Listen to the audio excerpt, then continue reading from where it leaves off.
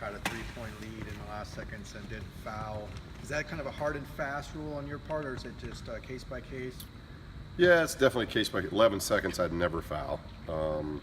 Too many things can happen in 11 seconds. You foul with 11 seconds on the clock, then you gotta get the ball in bounds. You're gonna get fouled. You have to make more free throws, and now you're doing it again. So usually anything like that's gonna be inside 5 seconds. If it's inside 5 seconds, then you think about it. I think that's something you think about. But 11 seconds, I would never think about it. We got to guard. I can't remember Stanford how many seconds were left there, but was it so similar? At Stanford? Yeah, at Stanford. Whew. I have no idea. I mean, I'll say this: that shot was defended really well. I do remember how well the shot was defended. He just makes an incredible shot. So I can't remember exactly the timing on those things, but the USC game, we definitely played the same way. You guys are now only 2 games behind Arizona and playing Arizona. How does it feel to kind of be back in the race for the title now? Well, I don't even know if we look at it as being back in any kind of race. I think our whole focus was when we came back from Oregon, we weren't playing very well. We talked about it. We got smacked in the face at home against Colorado when we were playing well. We'd won 6 out of 7, and not just won 6 out of 7, but playing very well with that.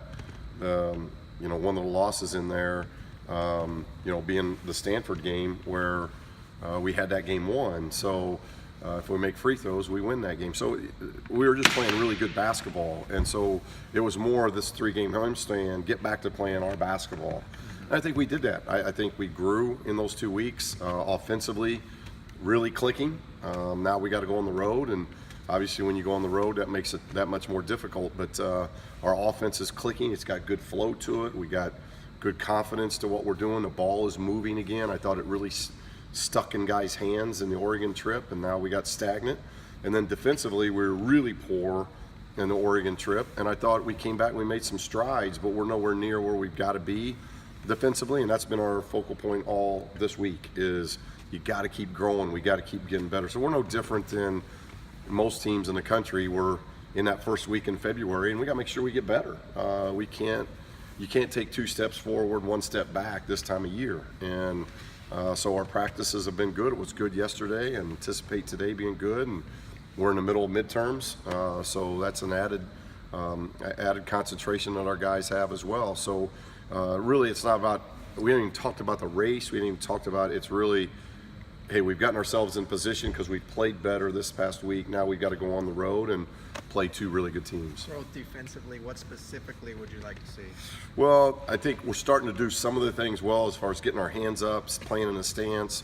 Now it's about always jumping to the ball, not jumping to the ball every second or third pass, but it's being able to do that every time, and then really concentrating on communicating, talking. Early in the season, I thought we had a lot of volume and we were really talking, and now it's kind of evolved. That kind of died out a little bit, and now it's evolved. And so the more we talk, the better things that we do defensively.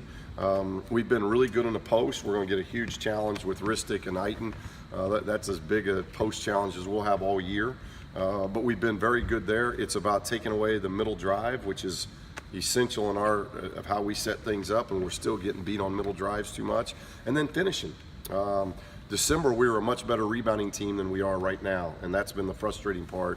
We don't want to have to defend multiple possessions. We get the stop, we want to be able to run, and we're very, very good in transition, as good as I think this league has in transitions. So for us to get out in transition, we have to either turn you over or get rebounds, and we've not been a big turnover defensive team, so it's important that we rebound the ball and be able to go. They're a good team coming off a loss and now playing at home. Does that make them a harder team to beat in this situation?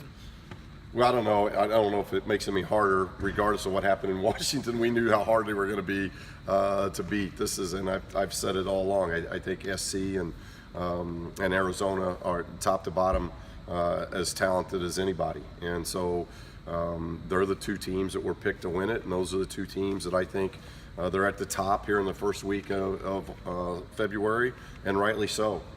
Pretty much healthy and playing at a high. They're 12-0 at home, so they play obviously extremely well at home.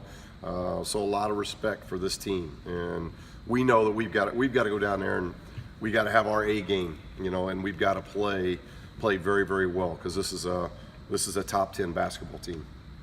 Last year you went in there and you won. Obviously, you had a lot different roster, but what did you tell the team last year that you're going to tell them this year about handling the crowd noise and things like that? Yeah, it's a good question, because we've been at least able to get some things under our belt. I thought that was an issue at Michigan, because we folded down the stretch against Michigan, and I think that being our first road game for most of our guys had a lot to do with it. And then maybe some of that same stuff happened at Stanford, because we hadn't had a lot of true road tests. And I think and I hope that we've had enough road games now with all these new guys that, although this is probably the best road experience they'll have playing down in Tucson, it is a much different team. We had a lot of experience last year that could help the young guys. Now it's very few experience with a lot of young guys. So 5 of those guys are really going through it for the first time, and they got to handle that well. But as we've told them, more than playing in Tucson, we had our backs against the wall 2 weeks ago, and that's the first time that a lot of these young guys have had to experience that, and they had to win 3 games in a row at home, and they were able to do that. So they're learning, they're growing. I'm seeing a much better focus and concentration with the young guys, and that's good. As you guys start to kind of fine-tune your NCAA tournament resume here, how much does it hurt that the Pac-12 is kind of considered down nationally? And you look at the power rankings, I think you're last among the power conferences. Well, obviously, as a conference, we didn't get league across the league. We didn't get the wins in non-conference that we normally have, and so that kind of already creates the narrative, right or wrong. That creates the narrative. But I think once January hit, and really, in my opinion, the reason why that happened, you had a lot of teams in the Pac-12 that were new. Oregon new, ourselves new, Oregon State, hurt last year. Now they got all their guys back healthy. Washington State, some new guys, plus some of the experience. Washington, a whole new program. Stanford, muddled with injuries. They didn't get healthy really until almost when we went in there. So they've been beat up and hurt. Cal is a whole new team. So you got a lot of teams, I think, in the Pac-12 that Utah, a lot of new players. Colorado, new players. Most of us, other than really SC and Arizona, and a little bit to Arizona State because they got a lot of guys back, we were trying to find ourselves. And fortunately, we were able to get to Kentucky. We thought we had Michigan. But I think the league was just very young and inexperienced in the non-conference. And now once league play started, teams have gotten healthy. You're starting to create your identity. And now you're seeing a lot of really competitive games in league, which makes it exciting. But to see how that's all going to play out NCAA-wise, it's just too early to tell. We've talked a lot about Jalen and Chris Wilk, but what have you seen from Chris Smith in terms of the way he's growing? I love the kid. I think he's going to be special. He's the youngest player in the Pac-12, and he's going to have those moments where he plays like the youngest player in the Pac-12. But I love his demeanor. I love his work ethic. You can't teach what he has. I've told him that. 6'9" with length. He's got a good basketball IQ. He's learning, and I'm just seeing him get better and better every week. And that's what we got to have, because I think he'll eventually be a really good lockdown defender, and I think he's going to be somebody that can, shoot the ball from 3, take you off the bounce, finish at the rim, great in transition, and we're just seeing that growth. And that's what we just want to continue to see out of him, because I think he's got a chance to be very special. Do you like that aggressiveness that he showed in the SC game where he went up against, I think it was Metu, tried to dunk on him, drew the foul? Is that kind of the Chris Smith you want to see? Absolutely. That's the one I want to see. The one I saw in the second half is not what I want to see.